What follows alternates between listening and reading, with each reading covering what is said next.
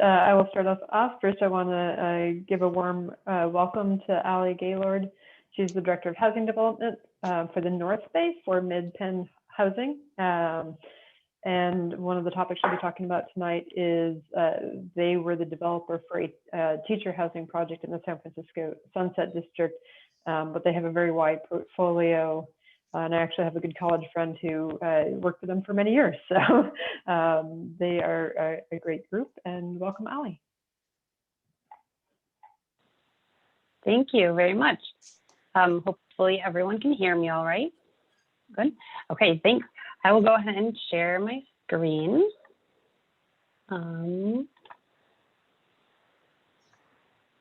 Everyone seeing the presentation? Mm-hmm. Yep.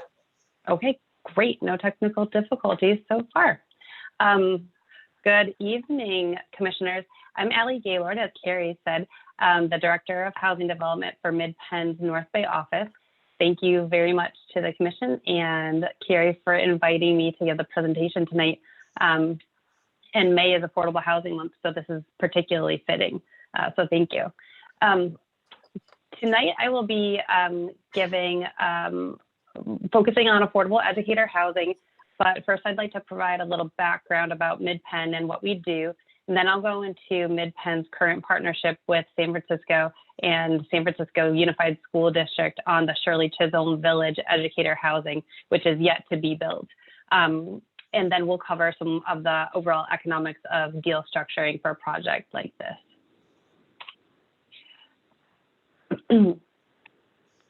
MidPen Housing is a 50-year-old nonprofit housing provider, property manager, and resident services provider. We're long-term owners and operators of our housing, and we serve particularly low-income residents, seniors, and people with special needs. So this educator housing is a little bit newer to us. It's kind of an innovative project in San Francisco as well. MidPen has developed over 100 properties and owns and manages more than 8,500 units in the Bay Area. We serve Northern California from Monterey up to Sonoma and Napa and even in between. MidPen is unique among nonprofits in that we do have our own property management and resident services companies within the one umbrella. We believe that providing a professionally managed building and services on site is the best way to deeply connect with our residents and focus on their goals. We provide on-site services at all of our properties, either in partnership with other agencies or with our own resident services staff. Examples of our services include our award-winning, academically based after-school programs and health and wellness programs as well. So moving into the educator housing in San Francisco. So around the educator housing, there was this idea that housing, was needed to be provided for educators for a long time and discussed among the city's housing agency and the district for probably over a decade now.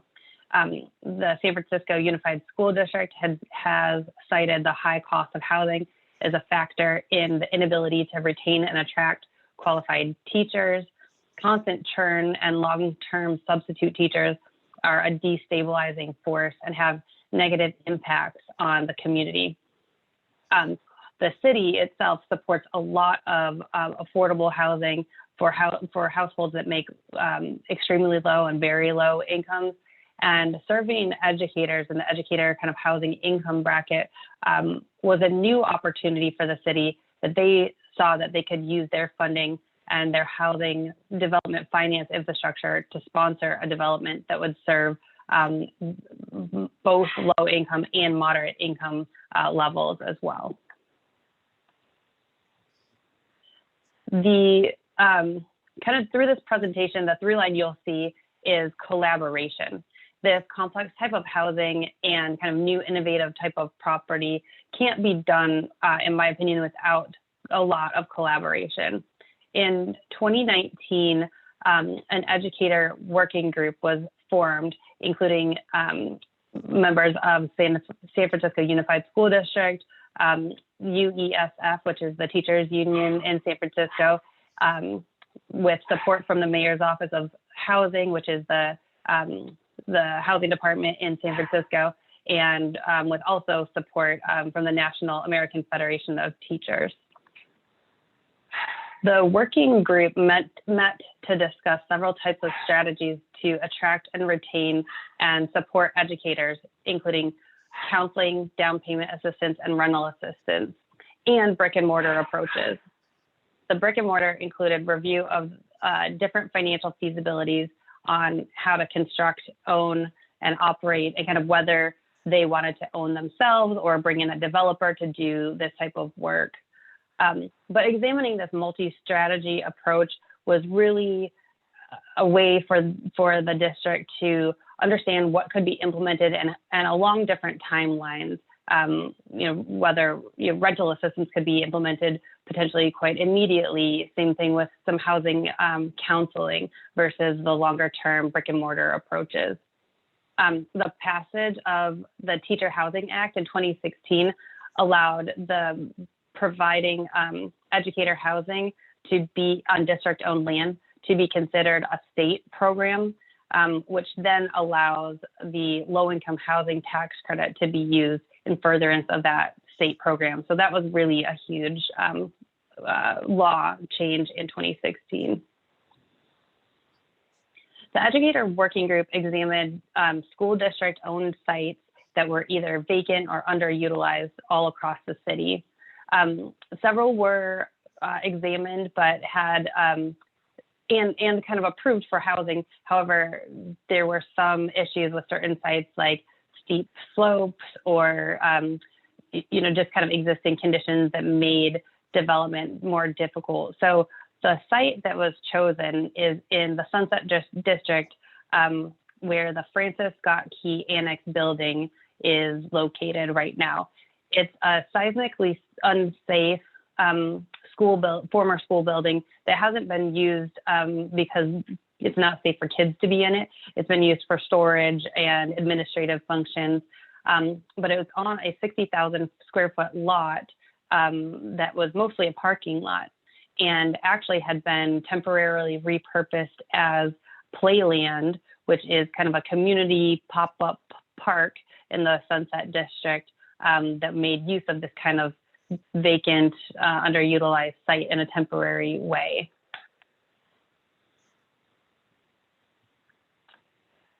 So the neighborhood context of the site is, or I guess the site context is shown a little bit more in this aerial. The site is between 42nd and 43rd Avenue, so it takes up almost a block, and is about 6 blocks away from Ocean Beach and a couple of blocks away from Golden Gate Park. It's very near to the light rail, so a lot of transit access, even though it's on the west side of the city. So kind of a more suburban context for San Francisco, actually. SFUSD collaborated with the Mayor's Office of Housing to issue an RFP for developing educator housing on this site. MidPen was selected in 2018. And further, a little bit on the neighborhood context, I was mentioning it's kind of almost a suburban feel to this neighborhood. A lot of single to maybe 4-family homes, 2-story, maybe 3-story with a garage at the base level. So a lot smaller than what you may see otherwise. A lot of kind of mid-century as well. So we were really careful and wanted to make sure that we really brought the community in to our overall development process. This is kind of a graphic of MidPen's typical process, which takes about 5 to 7 years from concept to kind of keys for our development, and can be even longer if the deal is very complex or as part of a master plan, or if there are other extenuating circumstances. So this graphic kind of provides an overview of the development process for our approach, where you can see we work on several aspects of the process in parallel. with a lot of points of community input during our design process and during our land use approvals. I think specifically with this project, it was very important because there not only is going to be this development of housing, but there's this existing temporary use of the playland in the neighborhood that's very well loved and invested by the community. So we had 3 neighborhood meetings to listen to neighbor concerns. Some of the biggest that we heard were building height, traffic, and parking. But we were able to work with the community in an iterative process to change the building massing. We added a couple of parking spaces and a car share spot to mitigate some of the traffic concerns.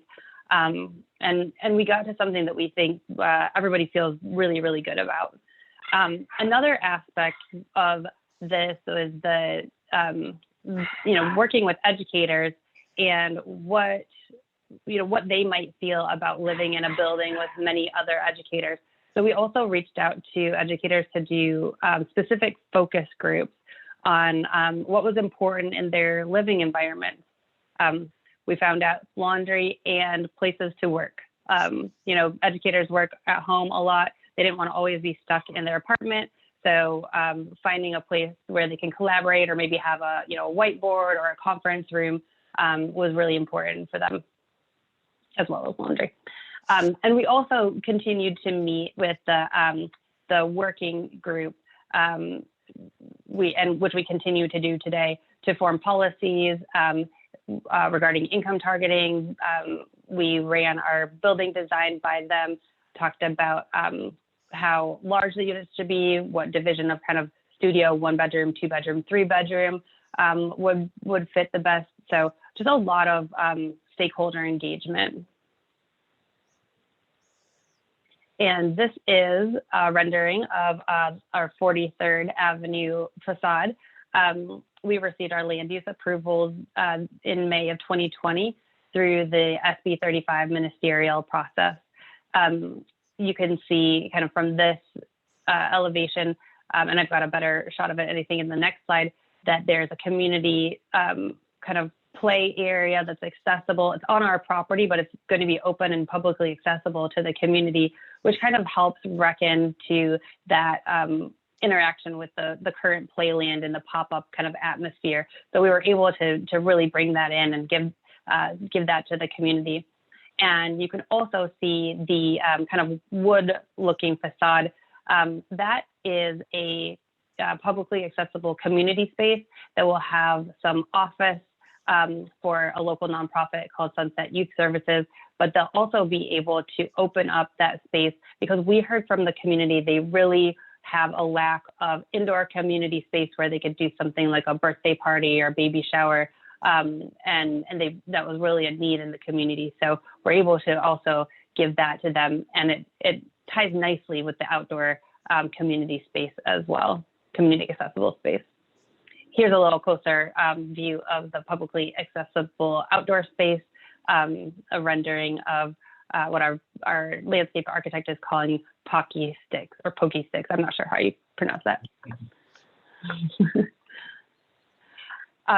So today we're at Shirley Chisholm Village, which is 135 homes for SFUSD educators, which will be affordable to folks making incomes of between 30% and 100% of the area median income.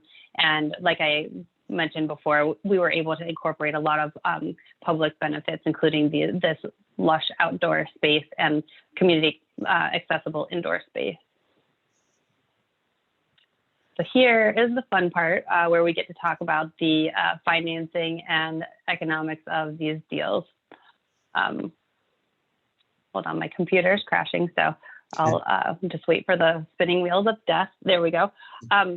So affordable housing is typically defined as housing affordable to those making 80% or less of the median income of where they live.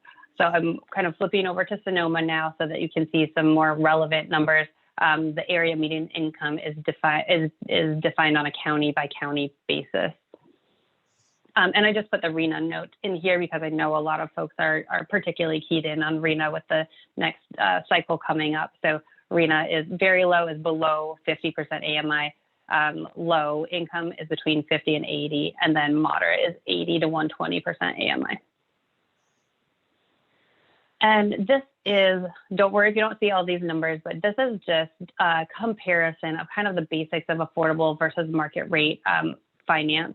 On the left, you can see a market rate development where if we have the same unit count on market rate and affordable, the same kind of square footage, the same, kind of the same project, right?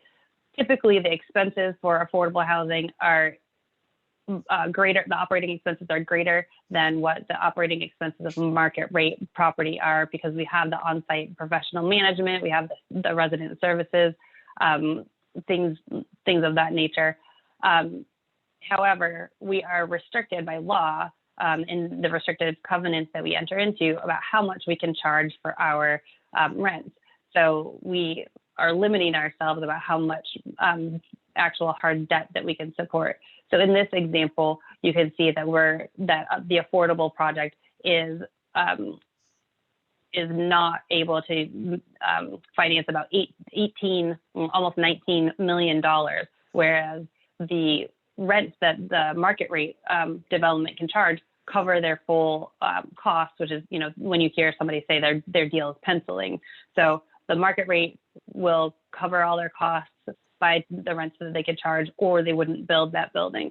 But affordable, because we're restricted in the rents that we can charge, it's never going to pencil without some other source of funds. So that's where we look to the local subsidy or other subsidies. So the affordable housing capital stack, here's a kind of simplified version. Our biggest source of public funds is the tax credit, the low-income housing tax credit. The low-income housing tax credit allows targeting income affordability up to 80% of area median income, but there's a federal law that each project on average can only serve up to 60% area median income if it's one type of project, or 50% of area median income if it's another type of project. So that's all to say, you couldn't have a tax credit project that's all targeted to 80% of area median income. It's got to be a mixture and average out at no more than 60. So that's about a little over half of our funding for a affordable housing project. The other big portion is about 30% state and local funding, which could be any number of sources: land, money, bond funds, sales tax measures.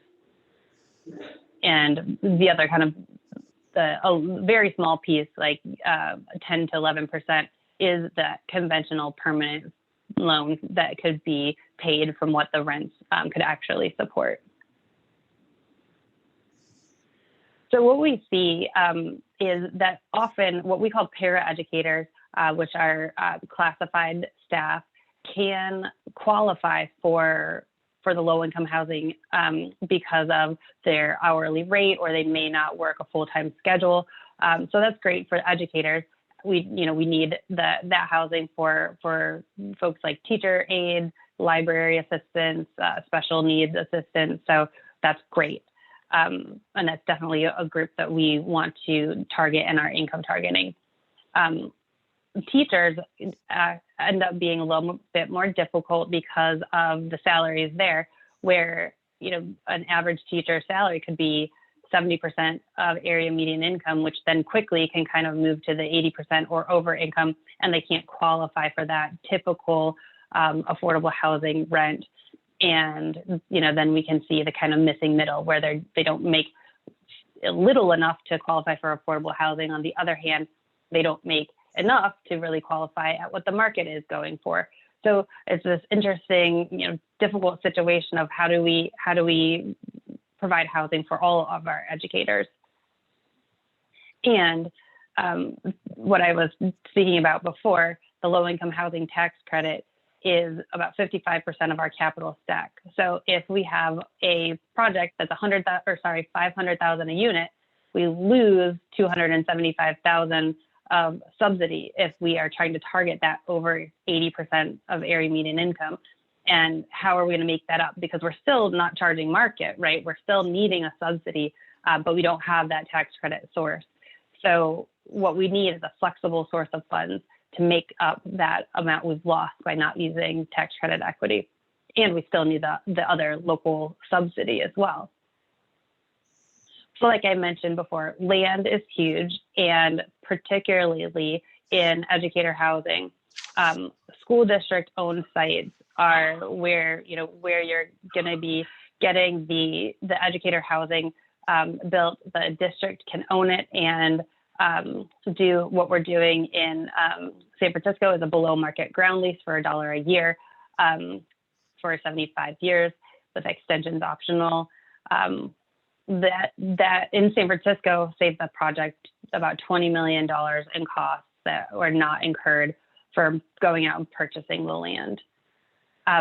Additionally, property tax exemption for school districts, which was passed under AB 1157, property used exclusively for public schools, including the provision of housing for their employees, do get a property tax exemption. So that helps then lower the cost of operating and then makes up some of that, delta in what we can charge on rent. Additional local sources include kind of your typical housing sources of funds like in lieu fees, the development impact fees, bond and sales tax measures, I already said land, and federal and state resources that are managed locally. I think housing authority vouchers, I know Sebastopol doesn't have a housing authority, but that's also kind of can be kind of difficult because that is serving kind of very low income folks. And in structuring an educator housing project, you have to be thinking about are even paraeducators going to go over that kind of that very low income limit. And so you don't want to be serving such low incomes that you're not actually targeting the educator. So you really have to be looking at what the salaries are or what they, what the estimates are of what the people actually make so that you can appropriately target your income brackets. So the flexible public subsidy that we are really relying on is Mayor's Office of Housing City Subsidy in this property. San Francisco has passed a number of housing bonds, and some of their housing bond money is specifically targeted to moderate income households. So San Francisco had a source of funds already envisioned when the RFP for this property went out. And so there was some already some defined public subsidy that was going to be able to serve this middle income bracket in San Francisco. And I show you our kind of really complex rent bracket or income targeting bracket. And I didn't put the rents on there because then it gets to be many, many squares.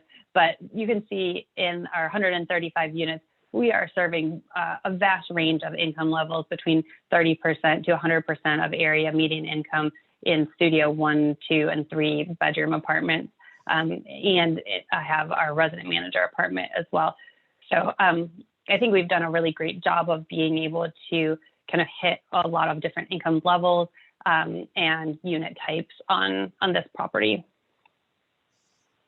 And so I think the, kind of the summing up of some of this is that the vision of the San Francisco Mayor's Office of Housing targeting some funding to moderate income so that they could kind of plug that missing middle hole that subsidy doesn't typically touch was great foresight and great foresight of the voters to be able to target that capital.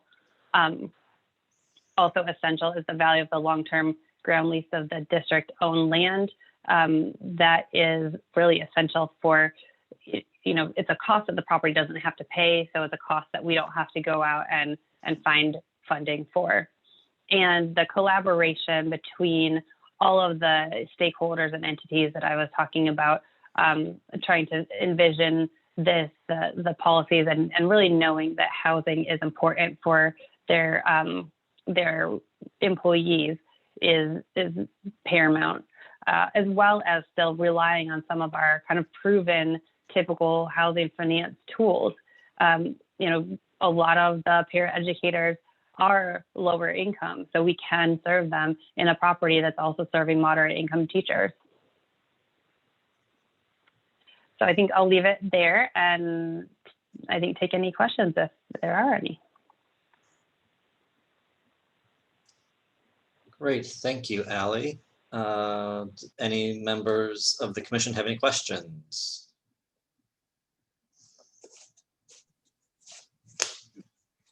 Everett, go ahead. Thank you for your time and being here. I really appreciate it. It's very interesting. Do you see any of those programs, the ability to perhaps adapt to smaller communities such as Sebastopol or counties or other cities?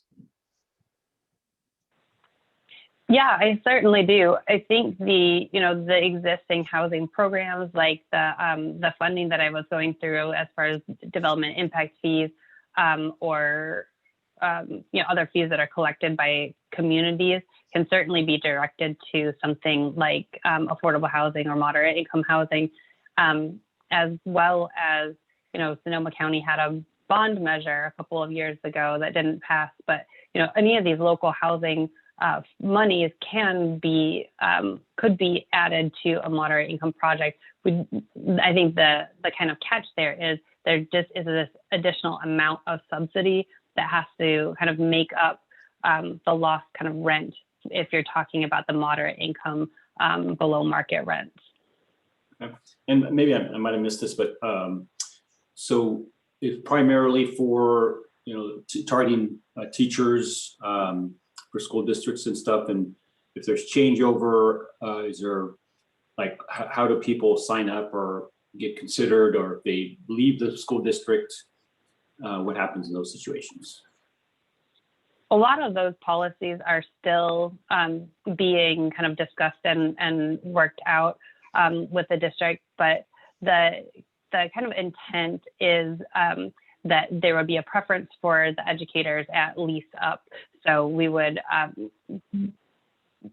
confirm that folks worked for the school district and do income verifications and everything like that in order to get people qualified and offer them an apartment. And then as far as leaving the district, the intent would be that they would not stay if they were no longer an employee there. So something about some kind of lease rider that somebody would have to continue to maintain employment with the district to reside there. Okay, great, thank you. Any questions, Kathy or Linda?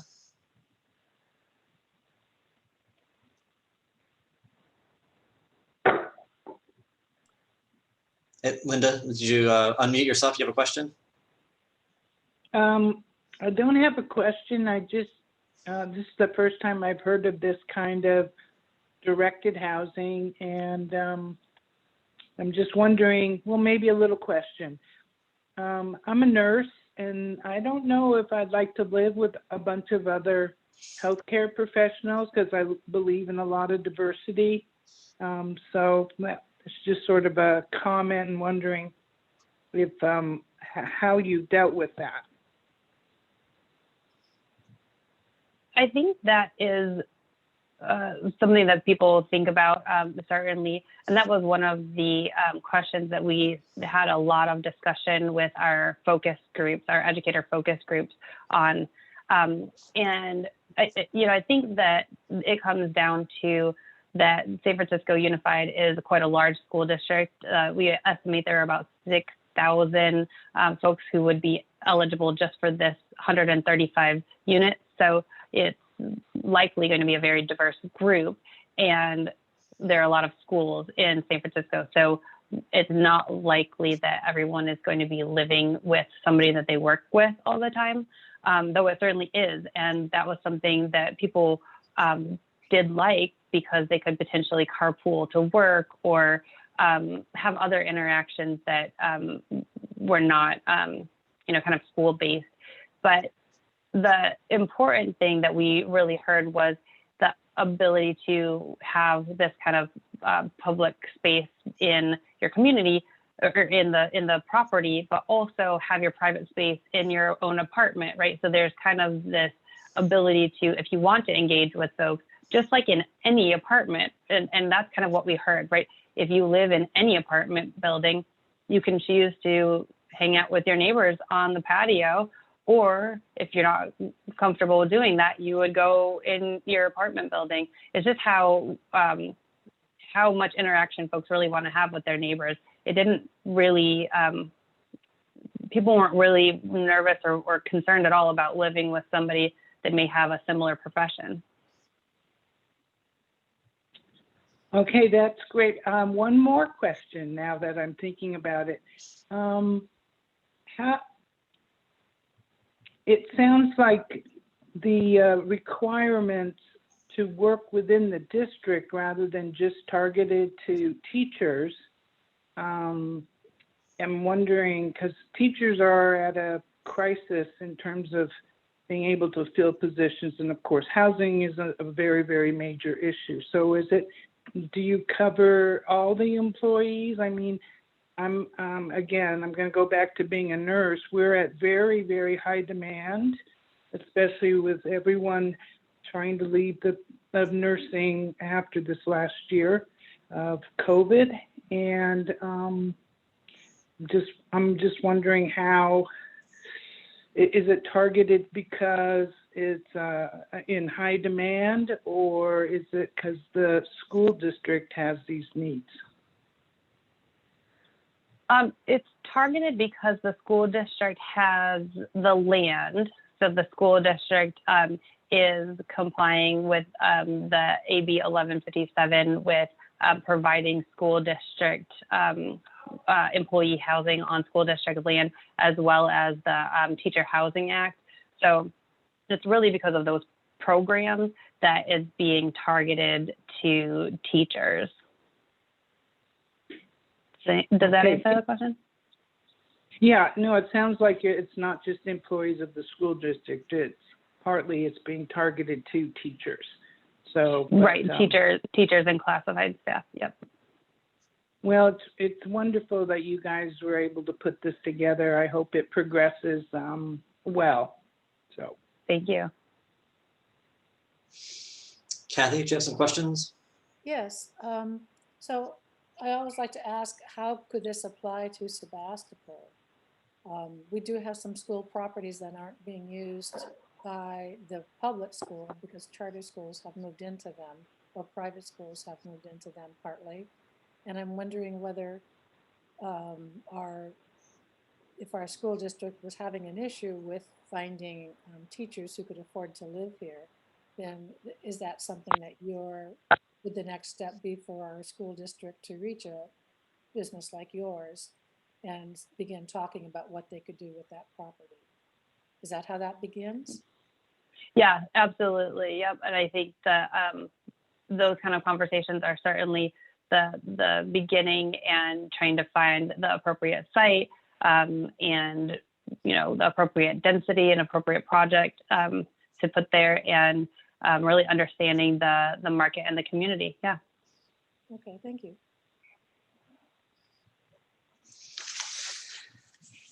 Thanks, Allie. I do have a few questions. So you mentioned the SB 35 process for your land use. Can you talk a little bit more about SB 35 and how that allows you to kind of streamline the approval process? Like what kind of things you had to comply with in order to use that? Yes, I can. I'm not sure that I can name all of I think it's 17 characteristics that you have to comply with in order to be an SB 35 eligible site. But yes, you have to be an SB 35 eligible site, which means you can't be on, I don't know, a wetland or historic site or, no, I can't name them all off. But anyway, Yeah, you have to be a specific site, right? And then you have to have a certain number of affordable units and also comply with such things like having paying prevailing wages on the construction of your project, which is all something we were able to do in order to use SB 35 and speed up our entitlement process. This was actually, we at the outset of working on this project in 2018 and 2019, we actually were not going to be eligible to use SB 35 because the property was zoned P public, and public uses actually in San Francisco don't allow housing. So one of the requirements in order to be SB 35 eligible is that you're zoned for housing, zoned for housing. So we were kind of not even looking at using SB 35 until Prop E was passed in San Francisco that actually allowed all P public zoned sites, except for parks, to allow affordable or educator housing. So that was great for us. It probably sped up our entitlement process by probably 6 months. It would have sped up longer, except for we had already kind of gone down the typical entitlement pathway. But it was really a benefit that we were able to switch over to SB 35. We had to do a lot less paperwork with the planning department, and we were able to, I think we submitted in February our SB 35 application and got our approval in May. So it was much, much faster.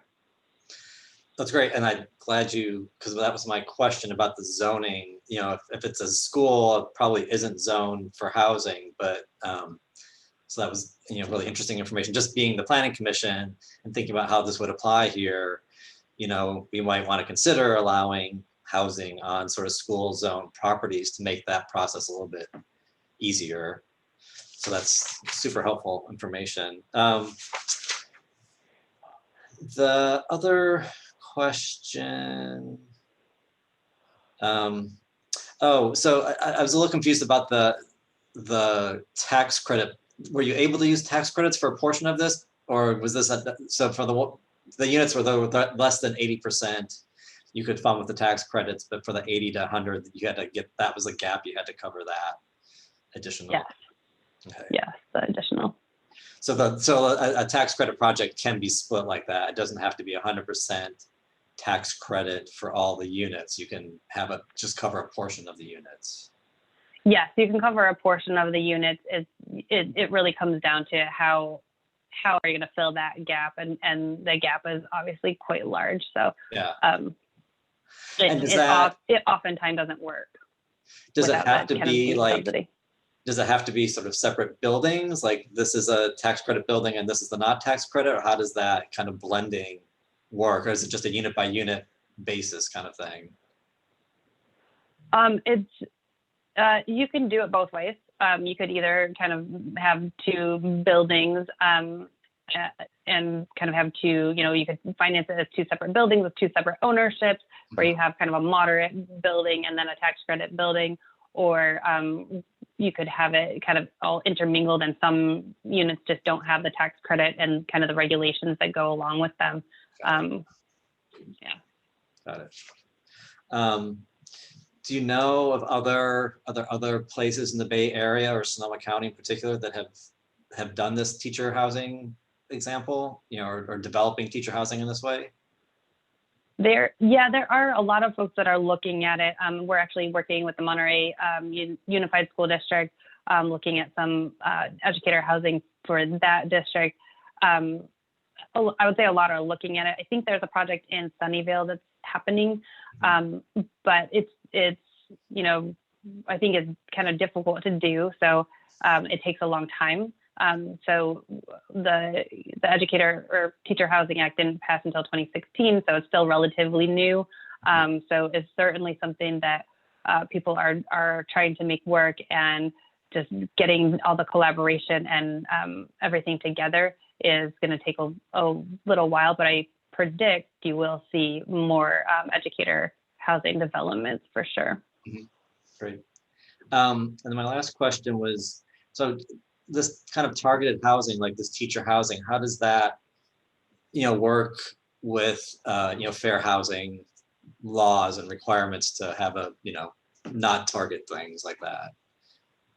Well, you really have to do a disparate impact study. So making sure that you're not disparately impacting any group when you're targeting this kind of housing. So making sure basically that the future residents of the housing will reflect the kind of makeup of the community, so that, it's fair and equal for folks. Okay. Great. Does anyone else have any questions before I open public comment? Okay, seeing none from the commission, I will open this up for public comment. If any member of the public would like to speak or make a comment or ask a question, please feel free, raise your virtual or actual hand. All right. I don't see any, but do have a question that came to me in the chat, Chair Fritz, from the public. And so I'll start with that while we're waiting for other questions. So the question is, I understand that seeking low-income housing tax credit funds is very competitive, maybe 300% overprescribed. How do you work around this issue on planning your projects? Well, it's a very informed citizen that is asking that question, because it is highly oversubscribed, the low-income housing tax credit. And there really isn't a way to plan around it. It is something that we have to go in and compete for throughout the state, and particularly kind of interesting and wonky. California, the way that you access a portion of the low-income housing tax credit is through tax-exempt bonds, and tax-exempt bonds are allocated to each state based on per capita limits. And California in 2019 hit its kind of annual limit, and now those bonds that didn't used to be competitive, and that's how you access the credits, now they are competitive. So we have no kind of over-the-counter tax credit or way to finance our projects. So everything now has to compete.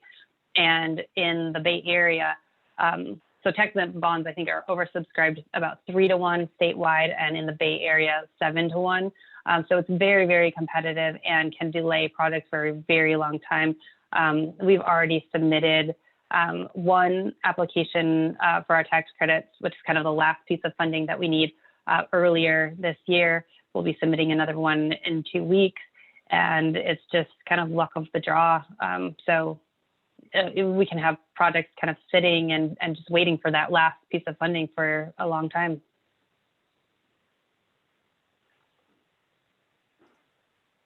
Right, and I don't see any other members of the public. Again, you can just unmute yourself if you'd like to. We'll see you unmute yourself,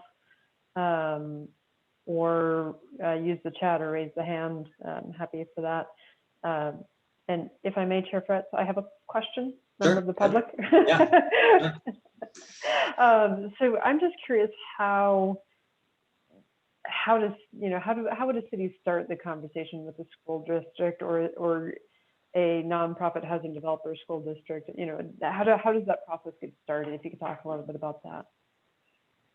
Well, I think that, kind of what I said before, understanding the market and understanding if there are educators that are in need of this housing. I assume there would be. So I think that's a good place to start.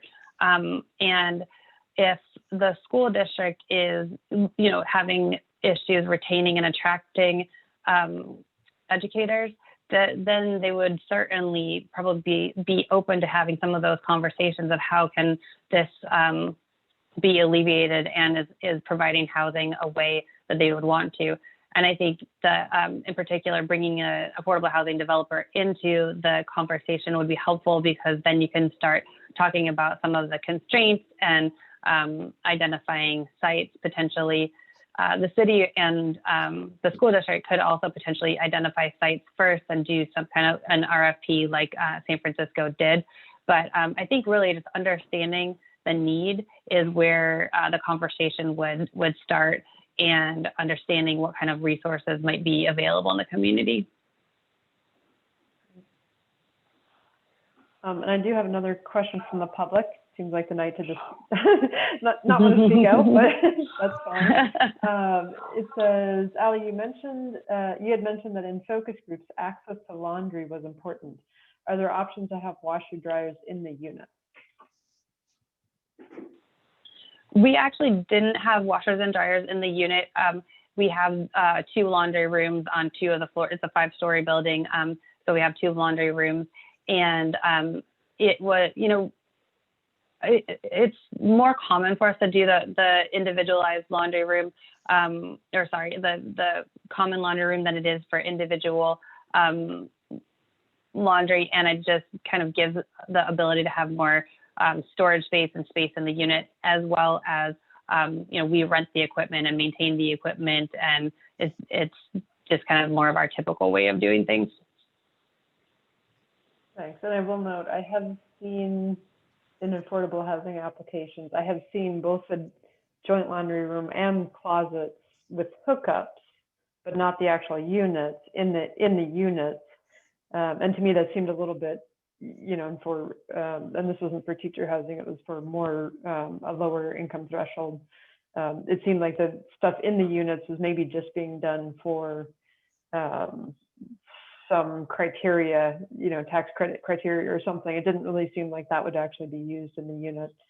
Perhaps 1 or 2 might do that, but it didn't seem like it was absolutely necessary to have both versions of that.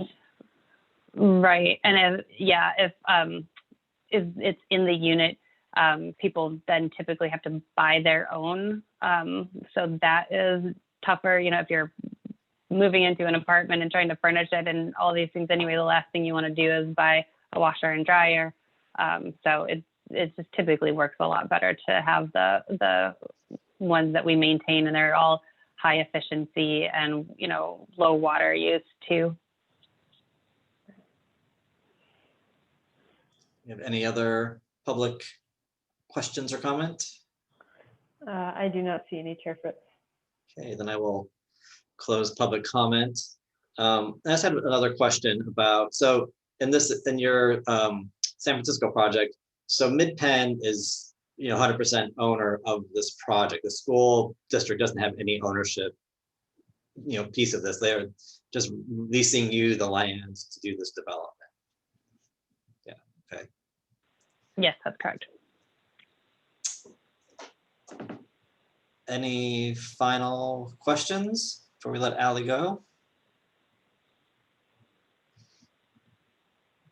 Well, great. Thanks so much for being here, Ali. It was really informative, and hopefully we can get some teacher housing with MidPen or some other housing with MidPen in Sebastopol at some point. Thank you. I'd love to. Thank you. All right. Thank you. Good night, everyone.